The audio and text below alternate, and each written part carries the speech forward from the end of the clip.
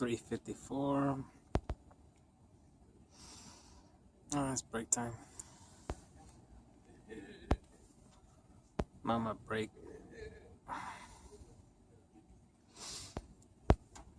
Um,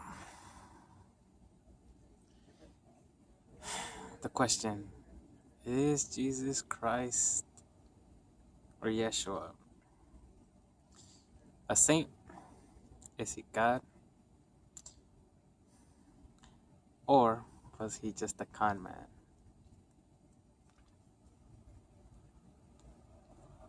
Everything seems to line up that he's all three. He's human, or he was. Now he's more metaphysical. He's God. And he's the coolest psychopath you'll ever meet.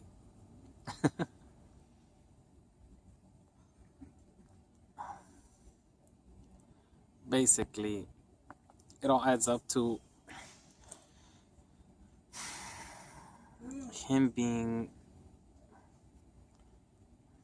that above all things that you can think of. Like, he was fucking crazy. Yeah, I mean, God is, you know.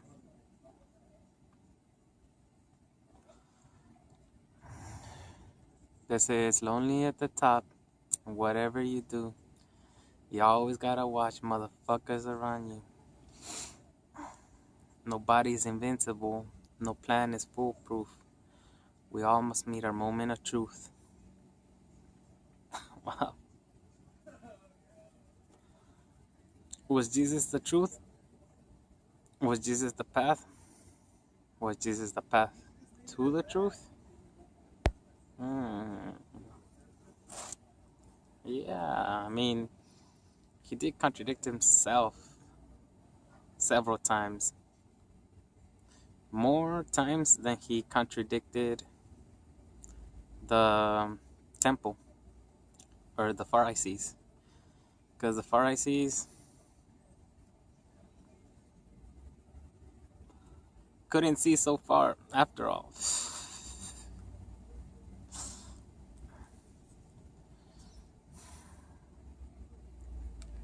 Who are the Jesuits? That doesn't make sense.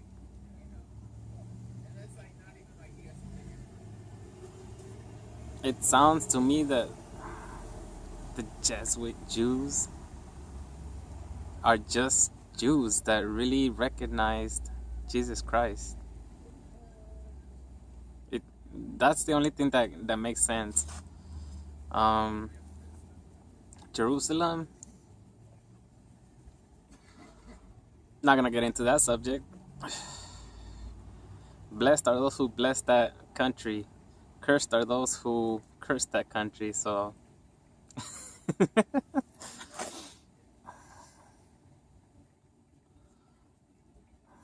did Jesus Christ curse Jerusalem? No. He cursed cities within Jerusalem. But he didn't really curse them as they cursed themselves. More of, he just stated the facts. He just stated the obvious.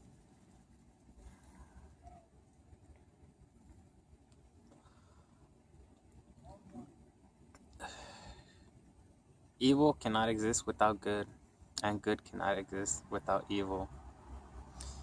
Henceforth, blessed are those who contradict evil.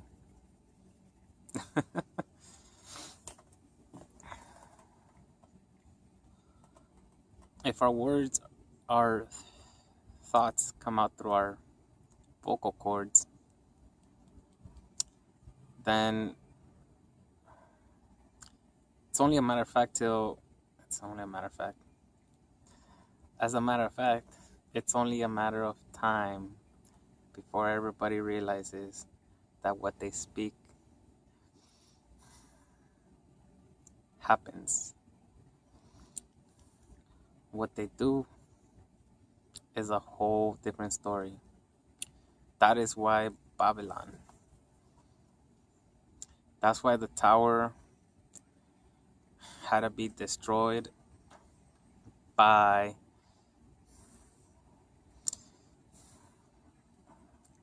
destruction of communication. People speak backwards, people speak algorithmically, and that's why we have several cultures, several dialects. The world is a beautiful place. Artwork. Life is but artwork, painted on the tapestry of life. So if life is both artwork and the tapestry, man.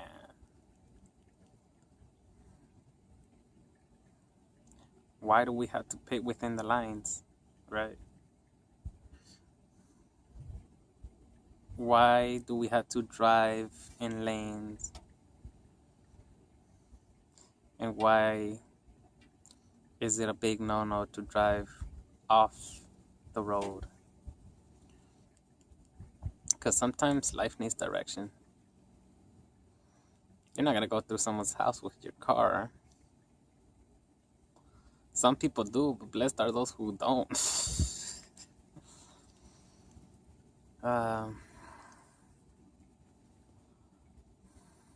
Cursed are those who drive the cars into somebody's property.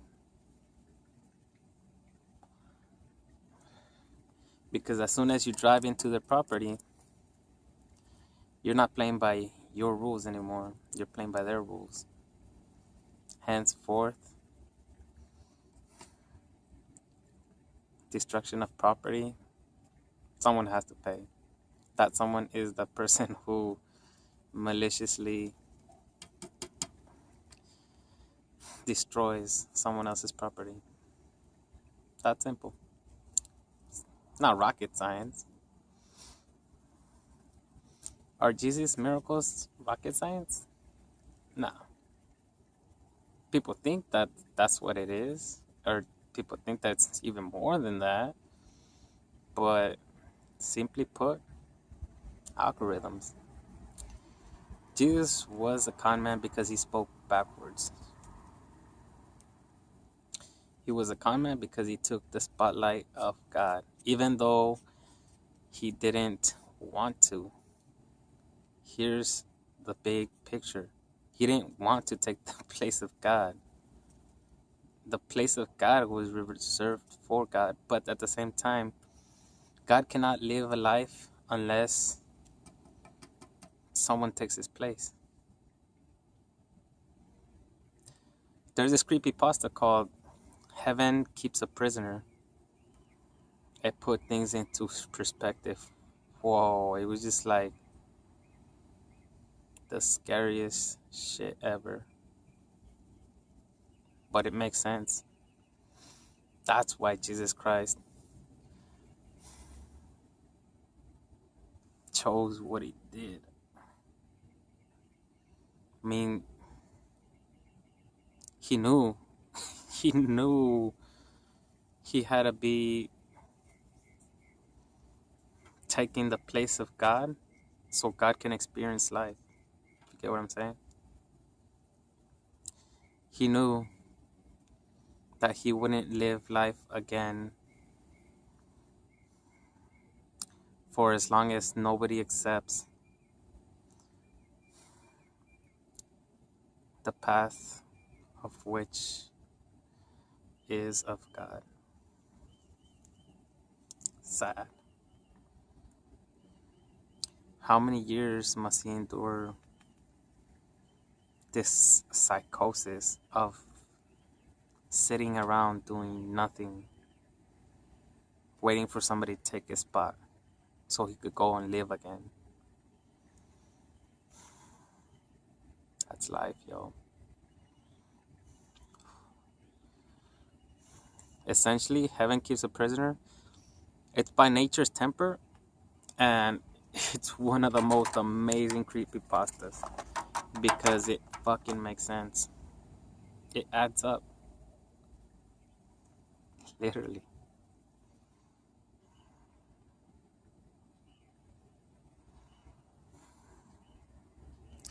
Can we say that Jesus Christ is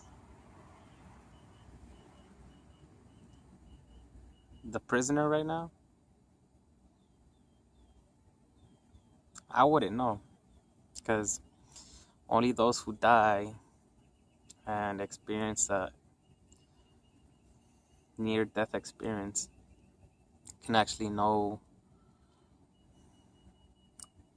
how this